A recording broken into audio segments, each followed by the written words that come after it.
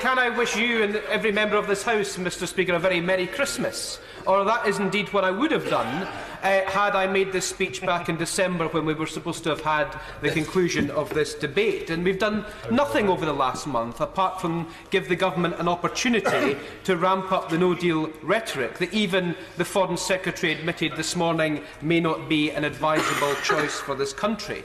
Never in the recent history of this Parliament has the next few days been so important to this country and indeed to my constituents. And I think many in this House forget that they were sent here for two reasons. Firstly, and most importantly, to represent the constituents that they represent, but also to look after the best interests of the country. There will be lots of debate and argument, but never the sound of the division bell will be held in such significance as it will be on Tuesday as to which direction this country takes. And I say to those who know across this House that they want to do the right thing, but the rules of the game of this House preclude them from doing the right thing, that they should do the right thing for the country. Brave politicians break the rules. Brave politicians smash the moulds and do what's in the best interests of the country. This government certainly want to smash the mould. They are in danger of being the first government in history to wilfully and knowingly make the country poorer. This is the first in history that proudly admits that they will make my constituents poorer. Surely that can't be correct. Surely nobody voted to be poorer. So we need to stop this catastrophe now, and that means voting against the shoddy, blind, worst of all worlds Brexit deal and putting this back to the people in a public vote. Let's have more democracy, not less. We are 77 days away. The stakes could not be higher, and all the major questions as to the future are still unanswered. It's a time for the government in particular to start being honest with the country. But the Prime Minister can't be honest with the country because of fear from our own backbenches.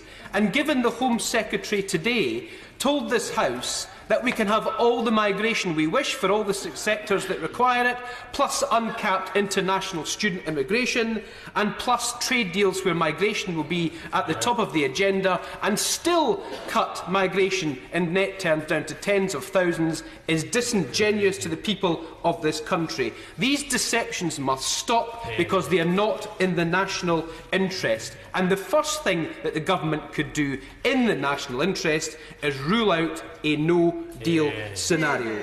We know that any deal or any agreement, in particular a no-deal in this agreement that's on the table, will make our country poorer and much poorer than what we currently enjoy as a member of the EU. And this is where the government's problem comes in. You have two choices, one of two choices. You either leave the EU with no deal and have a clean Brexit, or you stick as close as possible you can to the EU institutions to reduce the pain and suffering and cost of a no-deal Brexit. And what the Prime Minister has done has set red lines, which means she does neither, and therefore has united Leavers and Remainers in this chamber against this deal. And then we come to the vacuous soundbite of taking back control of our borders, laws and money. I wish I had slightly more time, Mr Speaker, because actually I'd like to explain why the deal on the table means that we cede control of our borders, laws and money, more so than where we currently are at the moment. And this doesn't include 80% of services in our economy.